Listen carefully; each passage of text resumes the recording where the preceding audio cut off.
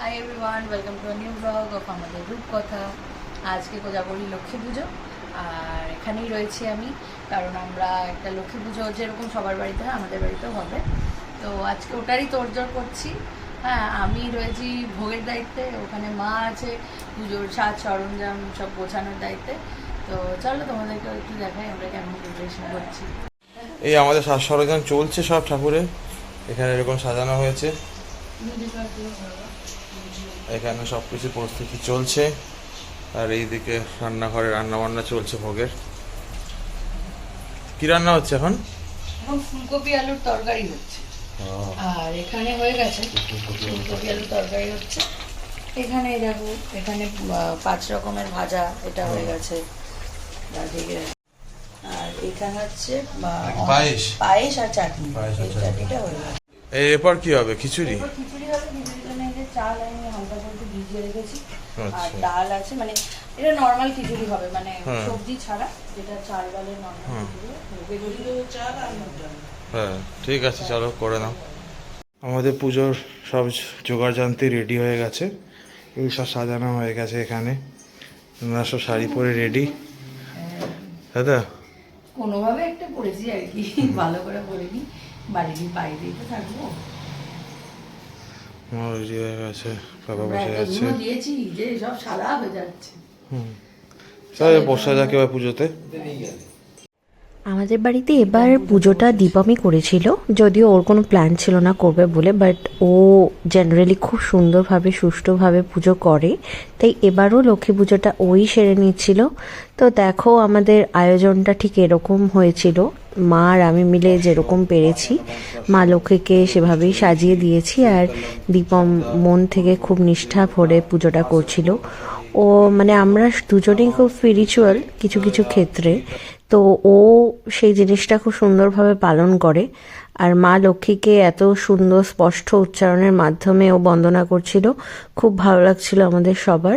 এবং নিয়ম নিষ্ঠা খুব সুন্দরভাবে মেনে এবং বইতে যেরকম লেখা আছে সেইগুলো সুন্দর করে দেখে এবং পড়ে পড়েও পুজোটা করছিল। দেখো বাড়িতে তো আর আমরা পুরোহিতদের মতো পুজো করতে পারি না, তো আমাদের বইয়ের সাহায্য নিতেই হয়। তো বইতে সুন্দরভাবে লেখা থাকে কি কি করতে হয় না হয়, তো সেভাবেই ও দেখো পুজোটা সেরে নিচ্ছিল। আমাদের বাঙালিদের সব পুজোর মধ্যে মা লক্ষ্মীর পুজো এমন একটি পুজো যেটা কিন্তু খুব অনাড়ম্বরের সাথেও করা যায়। মানে যার যেরকম ক্ষমতা সেই মতো মাকে যদি তুমি সাজিয়ে দাও, মা কিন্তু তাতেই সন্তুষ্ট। ভোগের ব্যাপারেও বলি, আমরা যে যেরকম পারি, খিচুড়ি হোক, রাইস হোক বা যেরকম ভোগ হোক, যেভাবে তুমি মাকে দেবে মা কিন্তু সেটাই খুব মানে ভালোভাবে তোমার পুজো গ্রহণ করবে। আমাদের দুজনের এবার প্রথম একসাথে লক্ষ্মী পুজো ছিল, তাই দুজনে মাকে আরতি বন্দনা করে নিচ্ছিলাম এবং মনে মনে চাইছিলাম সংসারটা যেন খুব সুন্দরভাবে থাকে, আমরা যেন দুজনে সংসারে একে অপরের পরিপূরক হয়ে থাকতে পারি এবং সবাইকে নিয়ে খুব ভালোভাবে চলতে পারি। লক্ষ্মী পুজো বরাবর মাকে দেখে এসেছি খুব নিষ্ঠাভাবে করতে। এবার আমিও এই প্রথমবার লক্ষ্মী পুজো করলাম এবং সাথে দেখো আমি পাঁচালিও পড়েছিলাম প্রথমবারের মতো, কারণ পাঁচালি আমার জীবনেই প্রথমবার। সবসময় মাই পড়ে, আমি কখনোই মানে বাড়িতে ওরকম অকেশনালি পুজো বা কিছু সেই অর্থে করি না, এমনি মাকে বা ঠাকুরকে ডাকলাম সেটা। বাট এবার প্রথমবার নিজে এরকম পাঁচালি পড়ে লক্ষ্মী পুজো সম্পন্ন করতে খুবই ভালো লাগলো, একটা নতুন এক্সপিরিয়েন্স। তো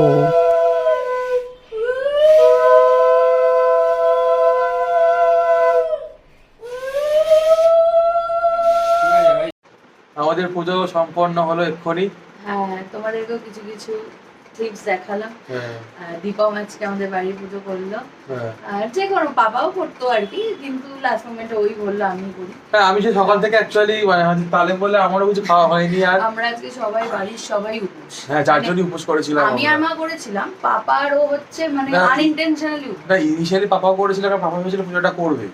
আরে আমার এর মধ্যে তো খাওয়া দাওয়া হয়নি, এবার কাজকর্মের একটু প্রেশার ছিল আজকে আমার, ব্রেকফাস্ট টাইম মতো হয়নি, এবার লেট হয়ে গেছে। এখন থাকতে লেট যখন হয়ে গেছে করে লাভ নেই আজকে। এই নিয়ে ও দুবার পুজো করলো বাড়িতে। হ্যাঁ, এই 2বার করলাম, আগের বছরে করেছিলাম পুজো, আর এই বছরে করলাম। আর আমার এবার প্রথমবার এখানে পুজো। হ্যাঁ, ভালোই হলো পুজোটা।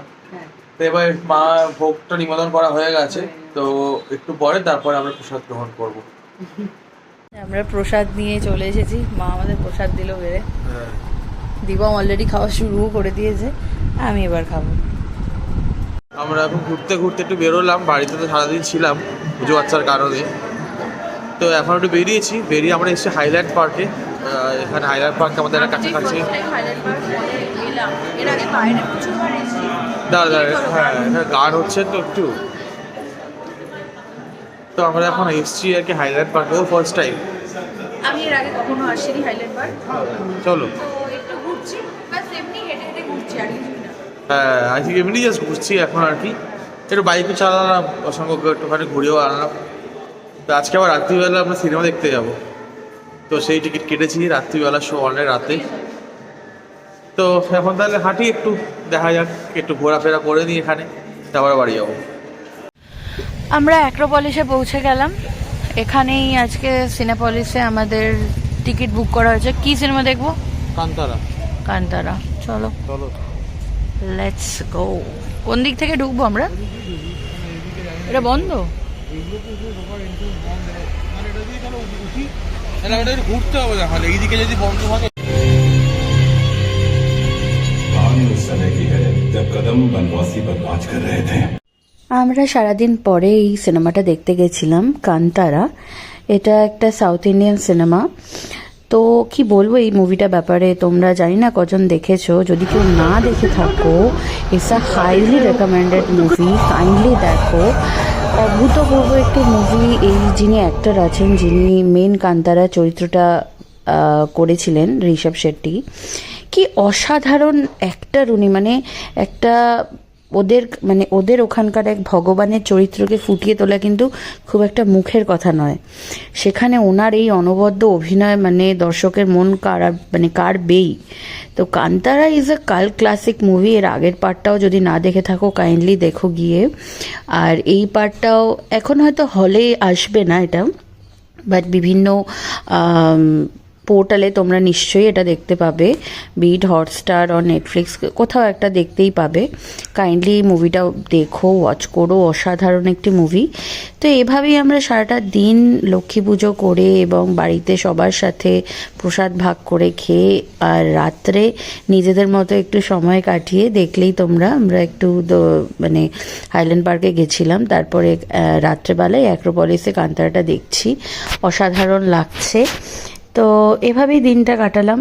আর কিছু গ্লিমস তোমাদের সাথে শেয়ার করছি মুভিটার, উইদাউট ভয়েস, কারণ জানোই তাহলে কি হবে। তো থ্যাংকস ফর ওয়াচিং।